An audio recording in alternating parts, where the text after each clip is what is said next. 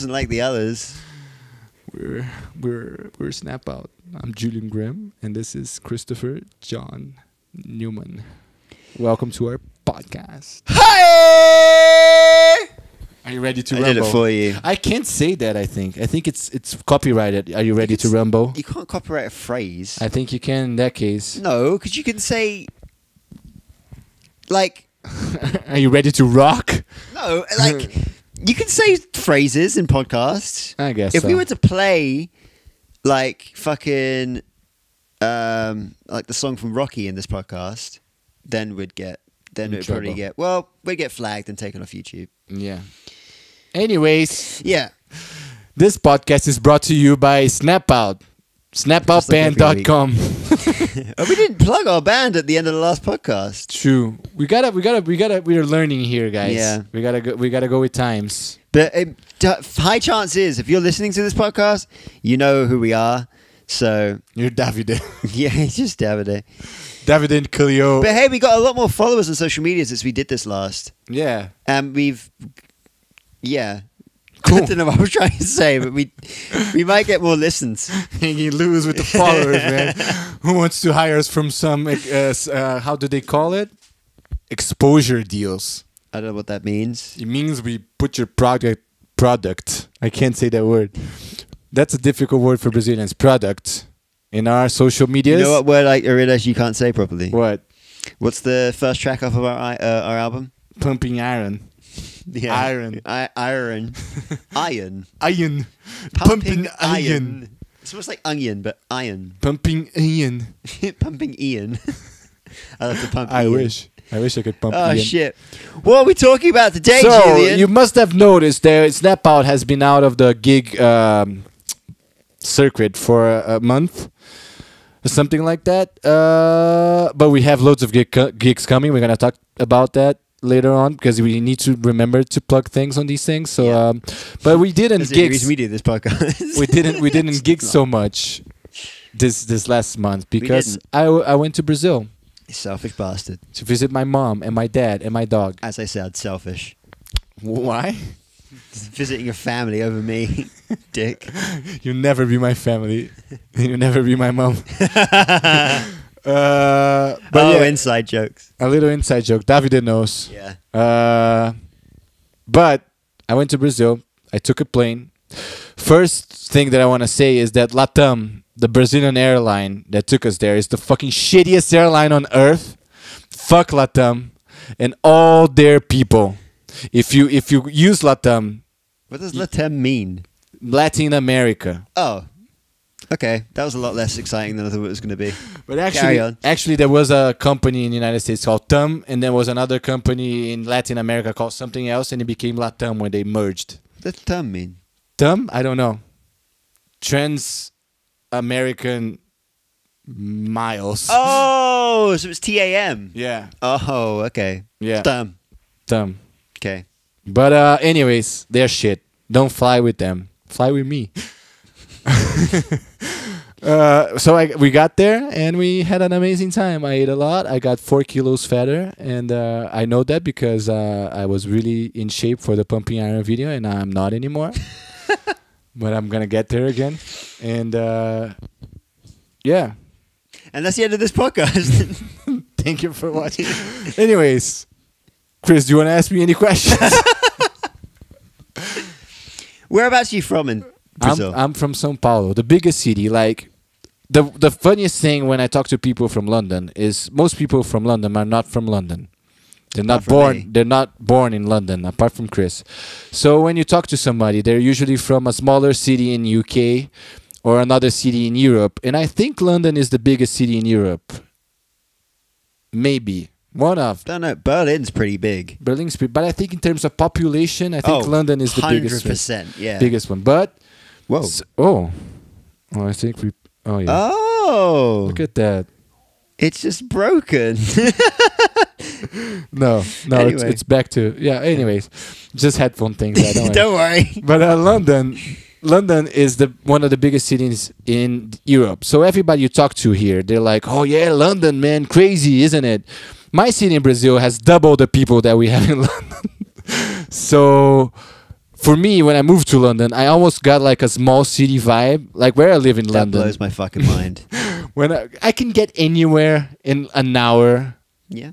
I know most of the faces. Well, I had that vibe when I was in America. Yeah. Because everything's so large over there that like it to get anywhere in America is just a fucking ball ache. Yeah. But so I got to London. It just felt so small. So that's one of the weirdest things to me. Like, I'm from São Paulo. It's a really big city. There's no beaches. There's no bitches. There's some bitches. No beaches, though. Beaches. I have an accent. I'm foreigner. There's no beaches. There's no beautiful greenery. There's no exotic things. It's just a massive concrete city. And a bunch of cars, a bunch of people, and chaos everywhere. So I'm from there. So I go from there. It doesn't feel like a holiday. It feels like I'm back home, where everything is very difficult and chaotic. Like, how far, like, so obviously everyone, unfortunately, around the world knows about the slums. Yeah. They're in Sao Paulo, right? Yeah, they're everywhere. There's one everywhere? in every city, yeah. Oh, really? There's more than one in every city. I'd say the way I thought I saw it in my So head. that's some more millions of people that we don't even account for that live there. That's insane. Yeah. So the way I thought in my head was like, the way you kind of see it on, I don't know, on TV and shit, is like almost like the city's cut in half. It's like you've got like the populated land of Sao Paulo, where it's like not rich people, but people from like the working class up, and then it's just like a fucking outside of that central circle is like the slums. No, it's much more complicated than it is. In Rio, it's simpler because Rio is very small, and Rio is a beach city. So like the whole city is right in front of the ocean, and it's surrounded by mountains, and all of those mountains are slums. Like, that's why Rio is so dangerous, because it's not only one of the biggest places for drug traffic, but all of the drug traffic rules those mountains, and those mountains literally block all of the ways out of Rio.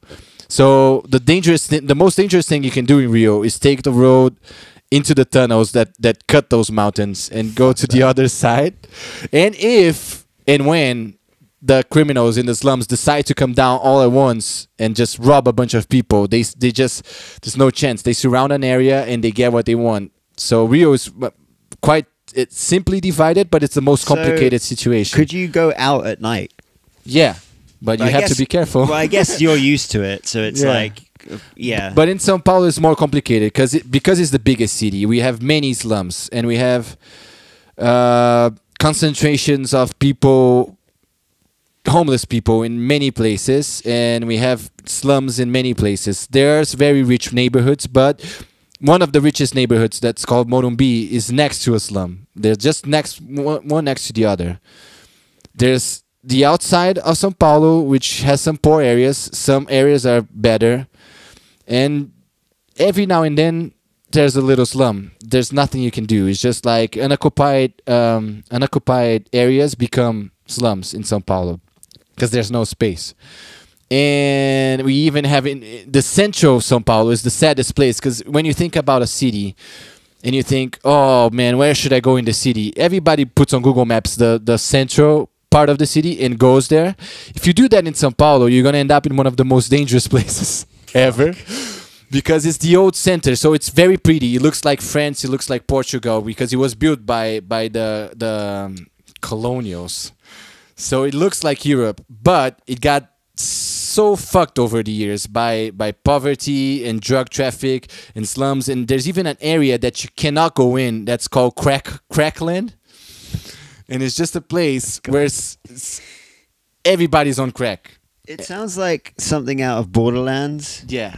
But you don't see that when you live in São Paulo as a middle class person. I was born in lower class, and my family gradually got into middle class. But even like the okay lower class, you don't see too much. You don't get in contact with that horrible part of things, because you kind of know how to walk, you know where to go, you know how to act. So you kind of always subconsciously aware of what you're doing, and you kind of don't see those parts of São Paulo. To a lower extent, like I know what you mean there, because so my partner's from West Bromwich, and that's like, so you had like a small city feel when you came to London. Yeah. Well, went like going out to where she's from in West Bromwich, I have the feeling there. Yeah. And if you went there, and when you've been to small places in Britain before, many. It's you know what it's like. Yeah. It's just dead. Yeah. So to me out there, it's very different for me. So when she came to London, it was very different for her. Yeah. And I know that's the same case for a lot of people. When I went to university, I had a lot of people that, well, in fact, I was the only person at uni that was from London. But a lot, if not all of our trips, when we had any, like day trips, were to London. So I was completely used to it. But seeing these other people, all they know is the stories and the bad things you hear about London and the stabbings and things like that. And they're so scared. Whereas you're right. When you're brought up in a certain area, you know how to act, you know what to look out for, you know what's shifty, you know what roads are safe and what roads are not. You know, you kind of gauge all that stuff. And when Jodie first started coming down to London with me and stuff, she was like really like taken back by it. Well, one, for how big the whole place was, but I think she probably had it in her head maybe that not the place was unsafe, but it was a big scary city to her. Yeah. And so she's always said in our relationship, she's smart, I'm street smart, meaning I'm dumb. But I know how to avoid any kind of shifty situations when I'm out in public, and probably the same with you. Coming to London from Brazil, it's so easy. Yeah. But it's difficult because of course in Brazil the situation can get so bad sometimes with government and all that shit that it's unavoidable to see the other side of things, but you're so desensitized to it. You're just like, that's just how the world is, that life goes on. And sometimes, of course, that side of things comes and invades your life because crime happens and all that stuff, and then you get hit in the head and just like, fuck man, this is a dangerous place. But you don't really think about it on an everyday basis. But it is a dangerous place. It's way more when I'm walking in London at night, like I fear nothing. If the guy wants to stab me, I have such a better chance of surviving than if I was in Brazil and the guy just shot my face out, man. Or just a group of, because in Brazil we have a lot of infant crime, so like kids with guns, which is the scariest thing because kids, if they don't get an education, they just become wild, man. They have no sense of what's wrong, what's right. They have no conscience. Like they don't develop a conscience if you don't educate them into having like a conscience. They just kill someone and don't feel it. They're just like, oh, I killed him. Yeah. Fuck it. That's my life. As I've always said about, you get gangs, I put those in air quotes, in this country, and you see them probably on YouTube making their rap videos to really bad garage music. And they take... Oh man, now we're gonna get stabbed. Oh yeah, fuck Jesus. They take a lot from American culture, you know, and that whole gang kind of culture, which in some, you know, especially in like LA in the wrong parts, is a fucking scary place to be. Yeah. And those gangs are legitimately scary people that will end you at like without a care in the world. Yeah. Similar to probably these gangs in Brazil. Yeah. So knowing that those exist, like in Brazil or in LA, makes me see them, and I'm just like, you're not cutting the mustard, man. It's because it's actually a good thing, because in England, although there's poverty, of course there's poverty everywhere. I feel even though people can get really in difficult situations, there's not enough reason to turn to violent crimes. I feel that this country gives you enough opportunity to pull yourself out if you're able to help yourself, because it's also it's a difficult situation. Like, but in this country there's more support way more support for people that are stuck in horrible situations that there is in Brazil or even in America, because America is a meritocracy. So I don't know, fuck it, man. I'm very Brazilian in this podcast, conveniently, but so there nobody's gonna help you. In America, they have the philosophy: if you're poor because it's your fault, and you deal with it. Like, you get yourself out of this. In Brazil, there's no option. The government fucked us. Some people just get abandoned. In here, there's always abandoned people. There's always people that have the toughest time getting out of difficult situations. There's so many more possibilities here. Just the fact that you can get 50 pounds being unemployed per week, that would that would change a Brazilian person. Like, don't get me, don't get us wrong. Like, being in those situations in any country in the world sucks, and being in that situation in this country sucks, and it's not easy to get out of it either. Like, but there are support systems here which I think we take for granted. Well, as in not we, but as a royal we. Like, you know, we take for granted because, you know, there's countries in the world like Brazil which don't have those luxuries, and then even worse than that, there's I know it's so subjective, and it's always like, well, think of the dying kids in Africa kind of thing. But it's true, because in the third world is even worse than Brazil. Way worse. And like, even inside of Brazil, there's way worse places than in my city. So it's difficult to talk about these things, guys. But it's a I rocky road didn't to walk. expect this to turn into a political and sociological. It's podcast. a rocky road to walk, but it is true that we do have. I feel like this country doesn't have as many motivations for people to turn into violent crime. Of course, some people are always going to turn into violent crime. It's just how it is. On the person, But there's so much less motivation. So when I'm out there walking about, there's such an ease into my heart compared to Brazil. When I went back to Brazil this time, I remembered I cannot be fooling around, and it's just like I got caught by at least 3 people in the street just telling me to put my mobile phone back in my pocket, because it was like, what you doing, man? Because I was looking on Google Maps because I didn't remember how to walk around anymore. And in Brazil, you cannot go like here. I go on Google Maps like this. But in Brazil, don't do that, man. And the guy got stopped at least 3 times with people just saying, man, put that phone away, man. What you doing? Luckily, my phone is a Google phone, and that doesn't exist in Brazil, so people just probably thought it was a shitty phone. But if it was an iPhone, man, it would be gone.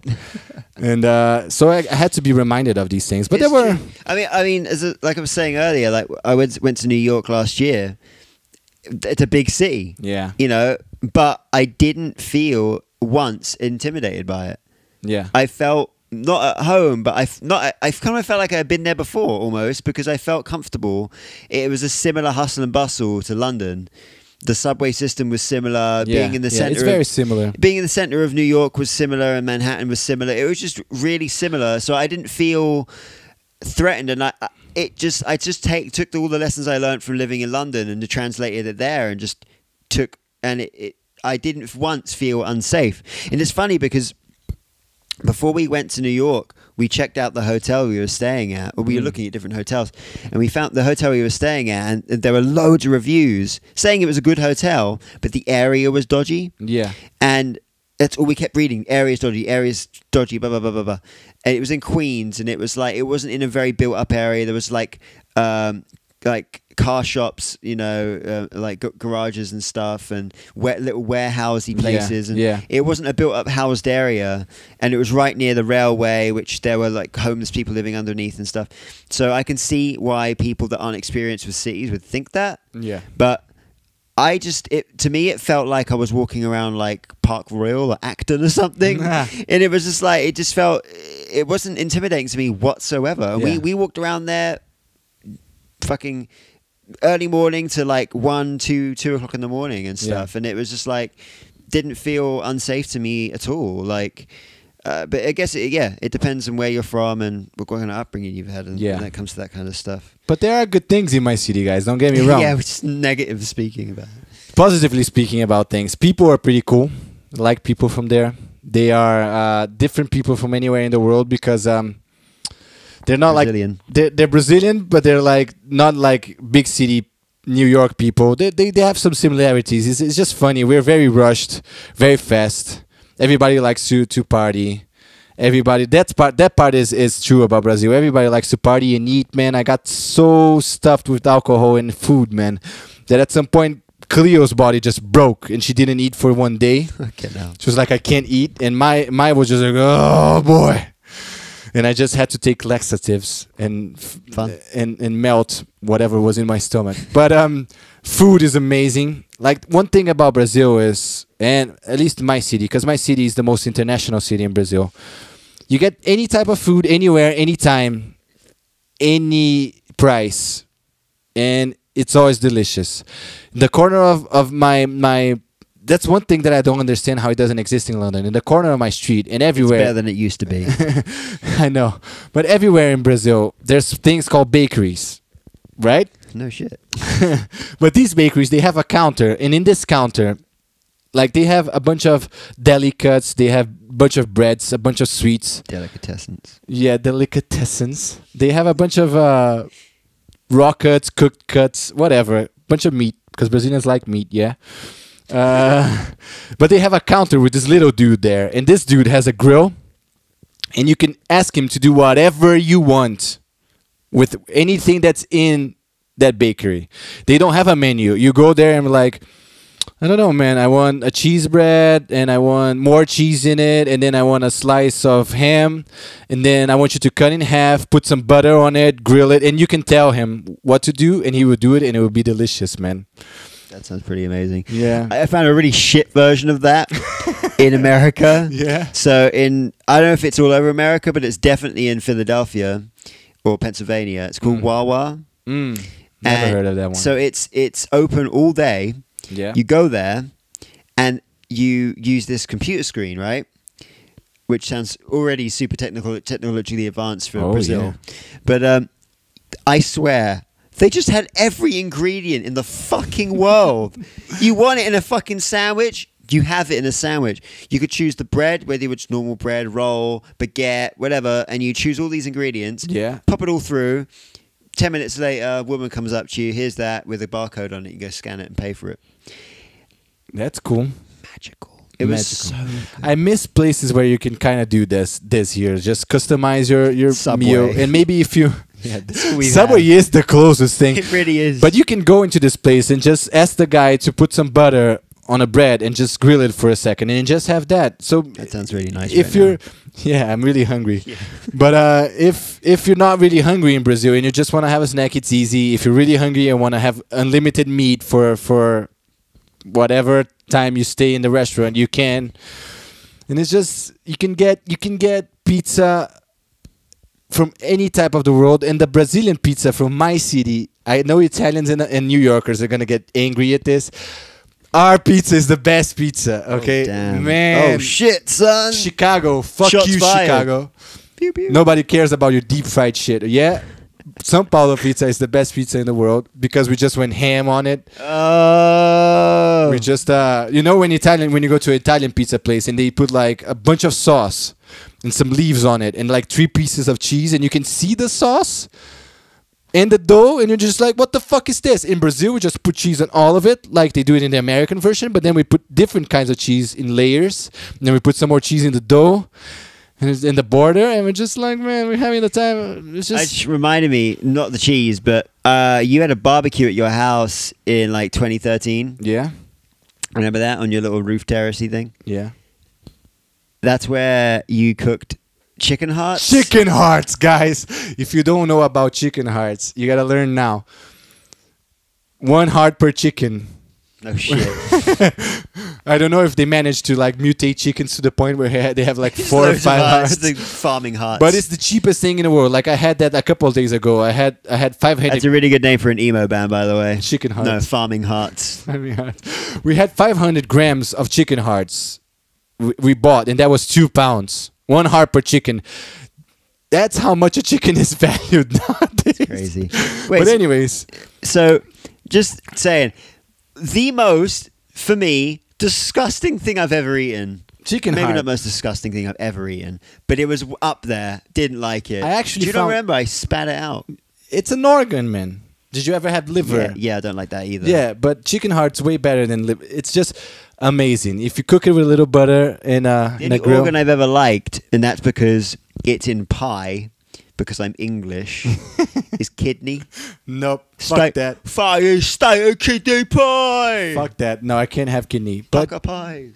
chicken hearts are cool. I also discovered by my friend here in London that Hungarians eat chicken hearts. Really? Yeah. I went to Hungary. Never had chicken heart while I was there. It's like a home Do thing. you know what their main dish is called? There's many, but I know langos and goulash. Oh, you know goulash. I like that word. It's funny. But the best one is gastanie pure. I don't know that one. It's the dessert. It's literally cashews puree with cream. You know what I've really gotten into lately? Mm.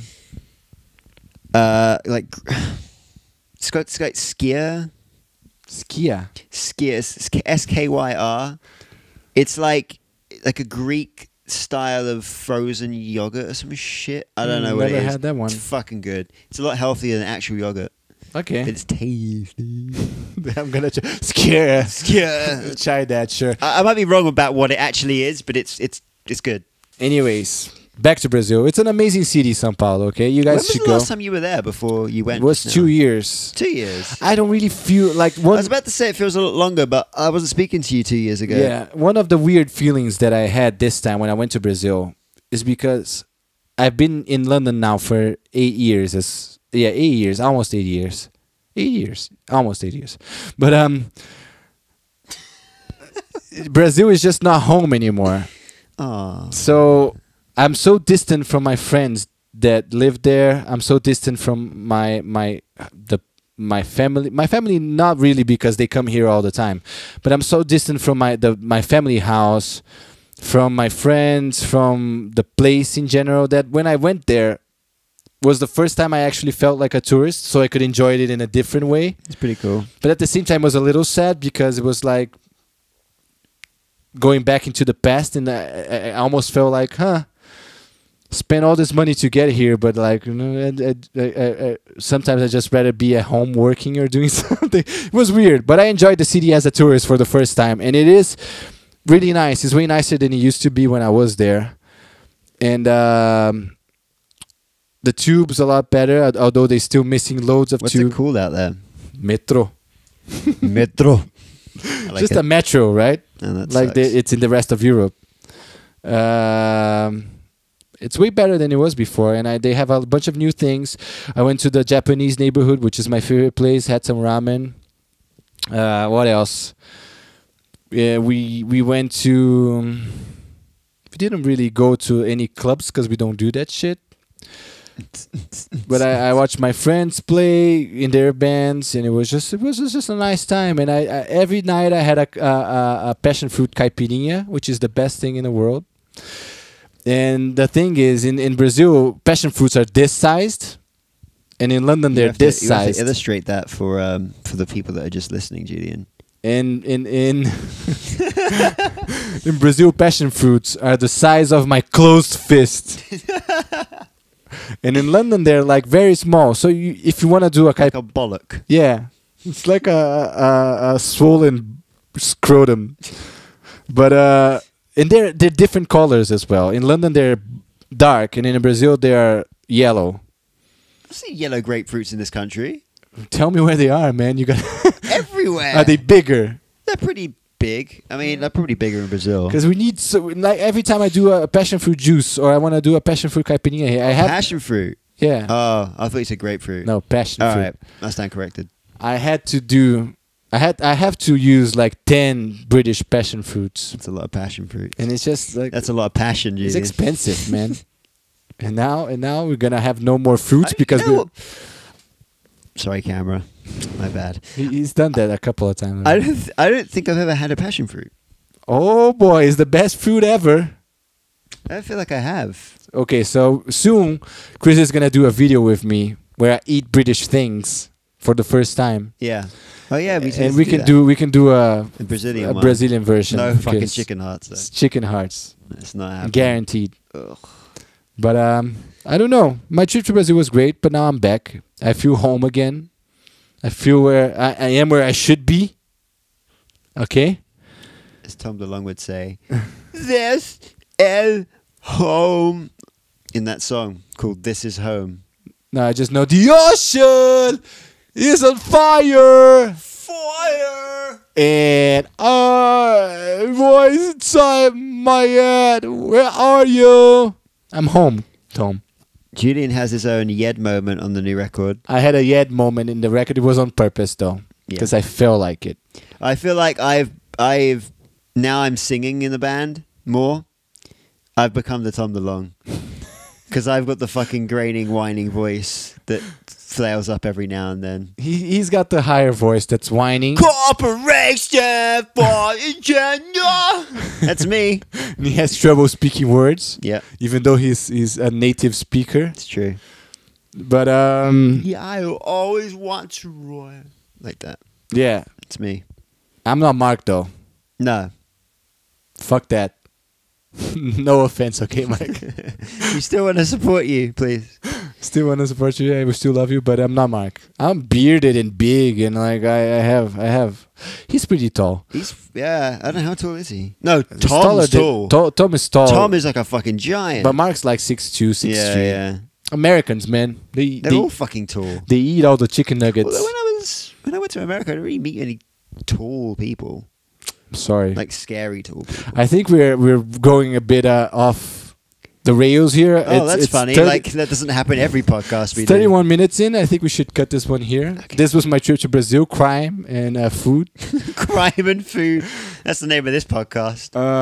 Hope you guys join us again. As we said, we're gonna just talk about our future gigs for a second. We have 14th of April, New Cross Inn, supporting Authority Zero. We have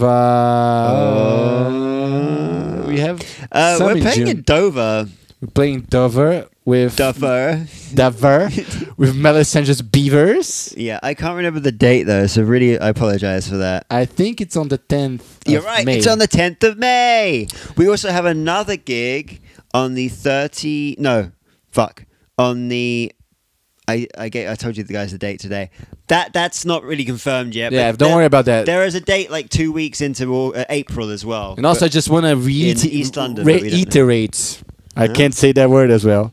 I just want to say again that my birthday, our drummer's birthday, is going to be celebrated on our gig on the 20th of July at the Underworld in Camden, supporting Arno Core. Arno Core. Oh, don't fuck that up on stage. They'll fucking beat you up. I know, but I'm Brazilian. I'm foreigner. You can't. It's a crime. I hate crime, too. Yeah. And we're playing Polite Riot again this year. Polite Riot again. In June something. Supporting June the 30th. adolescents. So the adolescents day, that's our day. Yeah, Sunday. It's the last day. It's the fun day. The main day. The best They only day. put the best bands on the last day, let's face it. It's true. So come and watch us live. We're going to finish this here. Bye-bye. Bye-bye.